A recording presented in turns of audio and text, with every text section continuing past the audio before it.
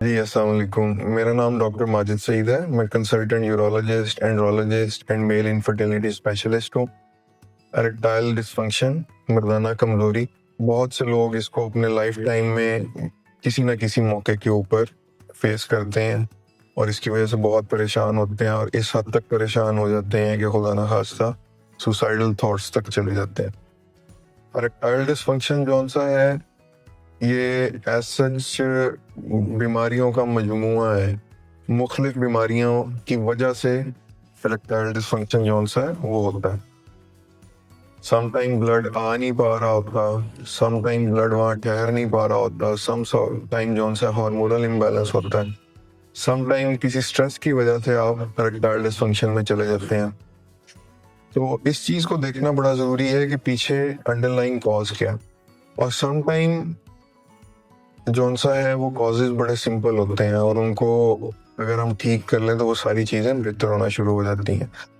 आजकल एक ट्रेंड मैं देख रहा हूँ कि काफ़ी इन हुआ है जिसके अंदर है कि साइकिलिंग साइकिलिंग अच्छी हैबिट है और उसको अडॉप्ट करना चाहिए फॉर अ हेल्दी लाइफस्टाइल। लेकिन उसमें मैं एक चीज़ आपको गाइड करना चाहूँगा कि जो नई साइकिल्स आ रही हैं, जो रोड बाइक्स हैं, जो माउंटेन बाइक्स हैं, उनके अंदर जो सेडल यूज़ किया जाता है वो इतने थिन सैडल्स यूज किए जाते हैं उनको एरोडायनामिक्स बनाने के लिए कि वो आपके उस एरिया में कि जहाँ पे आपकी बड़ी इंपॉर्टेंट फेलस की या पीनस की ब्लड वेसल्स जारी होती हैं वहाँ पे प्रेशर डालती हैं। उस प्रेशर की वजह से खुदा ना खास्ता आप इरेक्टाइल डिसफंक्शन में जा सकते हैं। तो अगर तो साइकिलिंग की हैबिट में आप जाना चाह रहे हैं और उसको अपनी डेली रूटीन में लाना चाह रहे हैं तो फिर सैडल्स इस तरह के यूज़ करें जो चौड़े हों, जो आपके पेरिनियल एरिया पे, उस एरिया पे कि जहाँ से फेलस की ब्लड वेसल्स जा रही हैं उस पर दबाव मत डालें और इरेक्टाइल डिसफंक्शन से आप इस तरह बच सकते हैं। इस चीज़ को ध्यान में रखना बहुत ज़रूरी है क्योंकि ये चीज़ मैं इसलिए इसको डेलिबरेटली अपनी इस टॉपिक के अंदर लेकर आया हूँ कि एक वर्कशॉप में मैं बैठा हुआ था और वहाँ पे सारे ही डॉक्टर्स थे और मुख्तलिफ फील्ड से थे।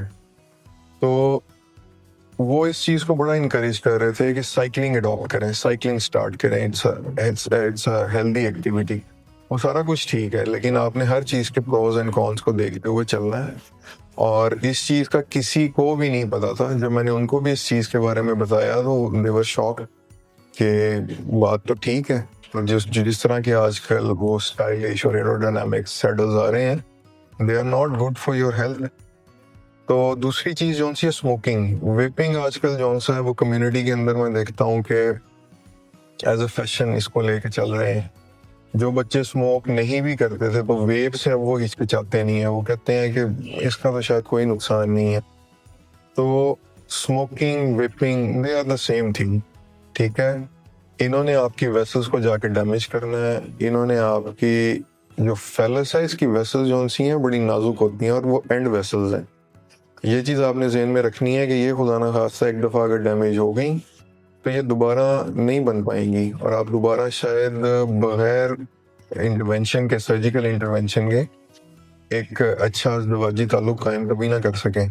तो इस चीज़ को सीरियसली लें, अपने कुछ देर की इंजॉयमेंट के लिए या एंटरटेनमेंट के लिए, मेरा ख्याल या कूल नज़र आने के लिए, मेरा ख्याल इस चीज़ को अपना लाइफ का हिस्सा ना बनाएं।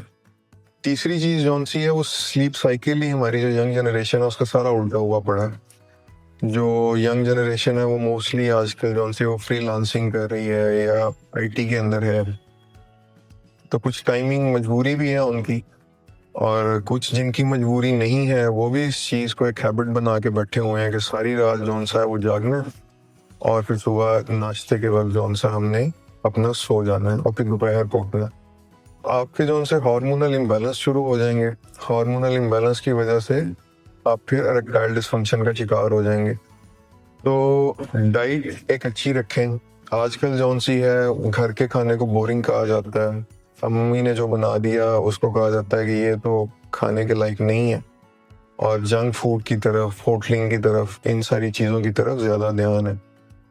तो उसकी वजह से जौन सा है क्योंकि वो प्रोसेस्ड फूड है और वो उसके अंदर किस किस्म के ऑयल यूज़ हुए और वो सारी चीज़ें जौन सी हैं तो उसकी वजह से भी इरेक्टाइल डिसफंक्शन किसी ना किसी लेवल के ऊपर जिंदगी में जाके हो सकता है आपको फेस करना पड़े।